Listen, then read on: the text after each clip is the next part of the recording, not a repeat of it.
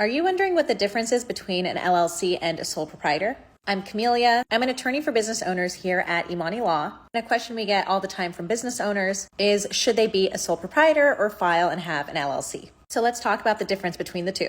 If you're a sole proprietor, this means that you're running your business as yourself. It is not a legal business entity that you've filed for. There's no fancy paperwork, and you just start doing business. So what could be bad about this option? Well, as a sole proprietor, if something goes wrong in your business, for example, if your business gets sued, then your personal assets would also be at risk. This is like your savings, your car, any of the money in your personal bank accounts. And this is because you and your business are pretty much the same thing legally. Now, an alternative to being a sole proprietor is having an LLC or another business entity like a corporation. So what does an LLC do? This is like giving your business its own special identity. You draft and file the correct paperwork for your LLC within your state. You take all of the proper steps, and once that is all taken care of, are now separate from your business, because now your business has its own special identity. So now if anything goes wrong with your business, and all of your personal assets are safe, basically putting a border between your personal assets and your business assets. And for most business owners, this is super important.